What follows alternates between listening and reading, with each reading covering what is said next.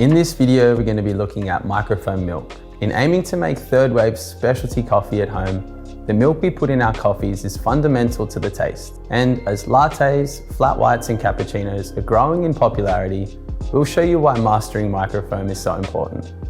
In the past, many cafes would hand over coffees with coarse and foamy textures, with large frothy bubbles, very little flavor balance, and foam that wasn't integrated with the coffee. In more recent times, texturing milk has improved, and what we are aiming for now, and what we want to help people create at home, is that lovely velvety and silky microfoam milk. Creating microfoam is a challenge, even for professionals. It requires introducing the right amount of steam pressure from the wand and integrating it evenly throughout the milk, as well as heating to the right temperature. Furthermore, microfoam milk is essential for creating latte art. So this is the right place to start if that is your goal. What we're looking for is to get that lovely sweetness and creaminess in the milk. I'm demonstrating here with fresh, cold, whole milk, but we'll talk about alternative milks later in the video. The amount of air we put into the milk will vary from drink to drink. For example, a cappuccino will require slightly more air and texture. But for the purpose of this demonstration, let's imagine I'm creating milk for a latte. Something I want you to keep in the back of your mind when steaming milk is texture, then temperature. We should introduce air to the surface of the jug before it gets too hot. Otherwise, you might run out of time to get your desired froth level. Firstly, purge the steam wand until you see a steady flow of steam coming out of the wand.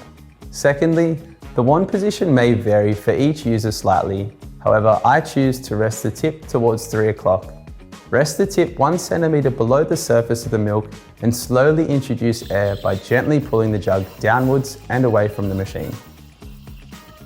Listen for that paper tearing sound. That's where you'll see the microfoam being produced. If you hear a high-pitched squeal, then no air is being introduced and your tip may be too low. To avoid this, simply lower the jug slowly until you hear the paper tearing sound. On the other hand, if you're getting bubbles that are too big, you may need to submerge the wand a little lower. Make sure you keep the milk in a nice circular vortex-like motion. When I'm happy with the texture, I'll bring the jug back up to prevent any further air entering the milk and keep it swirling until I've reached my desired temperature. Here we're aiming to balance the right amount of air with the right temperature and texture. So if you aren't heating enough, it's not going to bring out the sweetness to the milk. And if you go too hot, the milk is going to start to separate and you get a layered effect where the fats and the proteins are separated in the milk too much. We recommend that you don't heat higher than 65 degrees Celsius or 150 degrees Fahrenheit, as the milk can start to split at this temperature. When you've heated it to your desired temperature, stop texturing and wait until the steam has fully stopped. Gently remove your jug and swirl the milk in the jug to integrate the texture.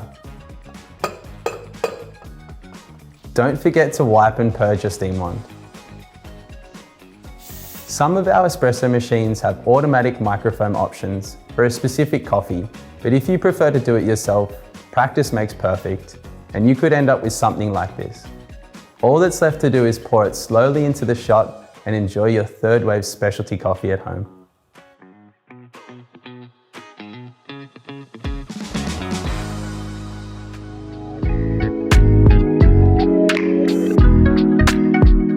Today, we have so many alternative milks available.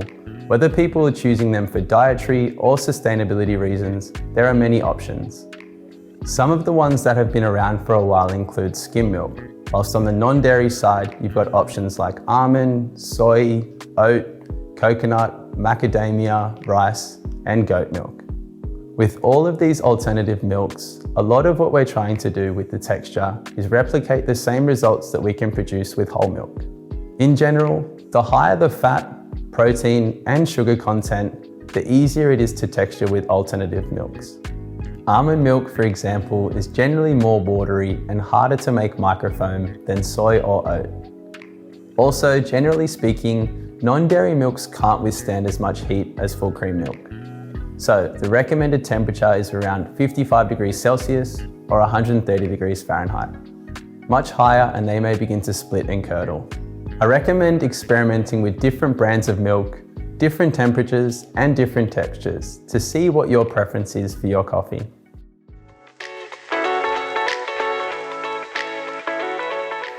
My 3 tips for creating consistently good microfoam at home are: 1.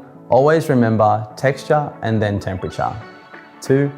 Purge your steam wand before and after every use. And 3. Never retexture previously used milk. Enjoy.